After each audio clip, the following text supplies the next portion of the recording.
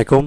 অষ্টম শ্রেণীর প্রিয় শিক্ষার্থীরা কেমন আছো? সবাই আশা করি অনেক ভালো আছো। তোমাদের বাংলা বইয়ের 180 এবং 181 নম্বর পৃষ্ঠায় যে ছকগুলো দেওয়া আছে এগুলো আজকে আমরা পূরণ করব। এখানে বেশ কিছু প্রশ্ন দেওয়া আছে 81 নম্বর পৃষ্ঠায়, এগুলোর প্রশ্নের উত্তর দিব এবং 180 নম্বর পৃষ্ঠায় ছক দেখতে পাচ্ছ, এই ছকটা আমরা পূরণ করবো। ঠিক আছে, 6.3.2 প্রবন্ধের গঠন বুঝি। তো এখানে দেখো, লাইব্রেরি প্রবন্ধটি থেকে নিচে উল্লেখিত বিষয়গুলো পর্যবেক্ষণ করো এবং তোমার মতামত লেখো। তো লেখা শেষ হয়ে গেলে সহপাঠীর সঙ্গে আলোচনা করো এবং প্রয়োজনে সংশোধন করো। ঠিক আছে, তো এখানে বাম পাশে দেখো বিষয়বস্তু, তথ্যপাত্র এবং প্রবন্ধের ধরন এবং ভাষা, দৃষ্টিভঙ্গি এগুলো রয়েছে, তাই না? তো এখানে আমরা লিখবো বিষয়বস্তুটা কি লাইব্রেরি থেকে, এবং তথ্যপাত্রটা লিখবো, প্রবন্ধের ধরনটা, ভাষা এবং দৃষ্টিভঙ্গিগুলো লিখবো। ঠিক আছে, তো চলো এই আনসারটা আমরা এখন দেখি। বিষয়বস্তু বিষয়বস্তু তুমি লিখতে পারো যেন কি প্রবন্ধটির মূল বিষয় হলো লাইব্রেরি জ্ঞান লাভের ক্ষেত্রে কিভাবে ভূমিকা রাখে সেটি বর্ণনা করা। ঠিক আছে, অর্থাৎ লাইব্রেরি প্রবন্ধে জ্ঞান লাভ ও পাঠাগারের সঙ্গে সম্পর্ক উপস্থাপন করেছেন মোতাহার হোসেন চৌধুরী। তো তুমি প্রথম এক লাইন দিয়ে দিলেই হবে। ঠিক আছে, এত বেশি লেখার দরকার নেই, যেহেতু জায়গা কম। তুমি প্রথমটুকু লিখবে যে প্রবন্ধটির মূল বিষয় হলো লাইব্রেরির জ্ঞান লাভের ক্ষেত্রে কিভাবে ভূমিকা রাখে সেটি বর্ণনা করা, শেষ। আচ্ছা, তথ্যপত্রের ক্ষেত্রে তুমি কি লিখবা? তথ্যপত্রের ক্ষেত্রে লিখতে পারো যে লাইব্রেরি 3 প্রকার: 1 নম্বর ব্যক্তিগত, পারিবারিক এবং সাধারণ। আর প্রবন্ধটি মোতাহার হোসেন চৌধুরীর 1903 থেকে 1956 প্রবন্ধ। তার বিখ্যাত প্রবন্ধের বইয়ের নাম হচ্ছে সংস্কৃতিকতা। ঠিক আছে, লাইব্রেরি প্রবন্ধের সংস্কৃতিকতা বইটির অন্তর্ভুক্ত। ঠিক আছে, তো তুমি এখান থেকে একটু এ পর্যন্ত দিতে পারো আর কি। অথবা চাইলে তুমি লাইব্রেরি এগুলো না দিয়ে তুমি দিতে পারো যে প্রবন্ধটি মোতাহার হোসেন চৌধুরীর এত সাল থেকে এত সাল পর্যন্ত লেখা এবং তার বিখ্যাত প্রবন্ধের নাম হচ্ছে সংস্কৃতির কথা। মূলত এটা থেকেই তার লাইব্রেরি অর্থাৎ প্রবন্ধটি লেখা হয়েছে। ঠিক আছে, শেষ। আচ্ছা, প্রবন্ধের ধরন কি হবে? ধরন অনুযায়ী লাইব্রেরির প্রবন্ধটি বিশ্লেষণমূলক। আর ভাষা কি? লাইব্রেরি প্রবন্ধের ভাষা সরল ও স্পষ্ট। ঠিক আছে, এই প্রবন্ধের প্রতিটি বাক্য একে অপরের সাথে সম্পর্কিত, শেষ। আর লেখার দরকার নেই। আর দৃষ্টিভঙ্গি কিরকম?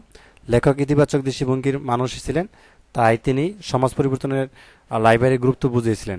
ঠিক আছে, এই পর্যন্ত দিলে হবে, এত বেশি লেখার দরকার নেই যেহেতু জায়গাগুলো কম।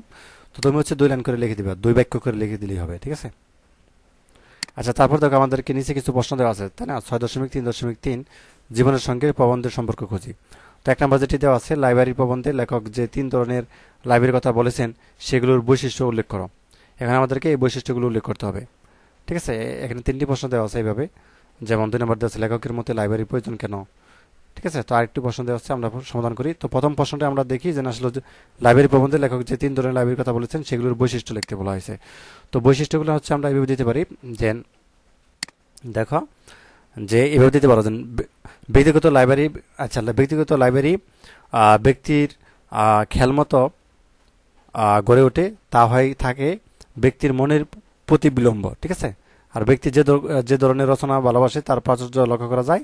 যে ধরনের রচনা ব্যক্তিও পছন্দ করে তার অনুপস্থিতি, এবং ব্যক্তিগত লাইব্রেরি ব্যক্তির ইচ্ছা প্রতিবিলম্ব, শেষ।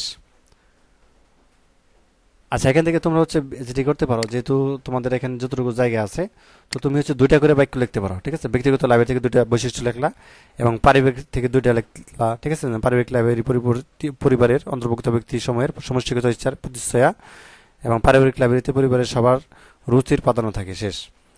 আচ্ছা, সাধারণ লাইব্রেরি বা সাধারণ পাঠাগার যেটা, তো সাধারণ পাঠাগার তুলনামূলক আধুনিক এবং সকলের মিলিত প্রচেষ্টার সাধারণ পাঠাগার গড়ে ওঠে, শেষ। এ পর্যন্ত দিলেই হবে।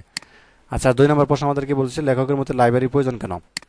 তো আমরা এত বড় না লিখে আমরা ছোট করে লিখতে পারি আসলে কেন প্রয়োজন। যে মানব সভ্যতার কম অগ্রগতি দ্বারাই মানুষের অর্জিত জ্ঞান এবং মহৎ অনুভব সঞ্চিত হয়ে থাকে লাইব্রেরিতে। এর মধ্যে পূর্বজন্মের সঞ্চারিত হয় অর্থাৎ উত্তর প্রজন্মের কাছে।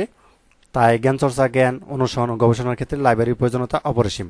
এই পর্যন্ত দিলেই হবে। ঠিক আছে, অথবা চাইলে তুমি আরেকটু লিখতে পারো, এইটুকু লিখলেই হবে, এত বেশি লেখা দরকার নাই। আর 3 নাম্বার লিখতে পারো যে তুমি একটি ব্যক্তিগত লাইব্রেরি তৈরি করতে চাইলে সেখানে কি কি ধরনের বই রাখবে। এখানে তার বইয়ের নাম লিখে দিবে। যে ব্যক্তিগত লাইব্রেরি হলো ব্যক্তির মনের প্রতি বিলম্ব, তো এটি ব্যক্তির খেয়াল মতো গড়ে ওঠে।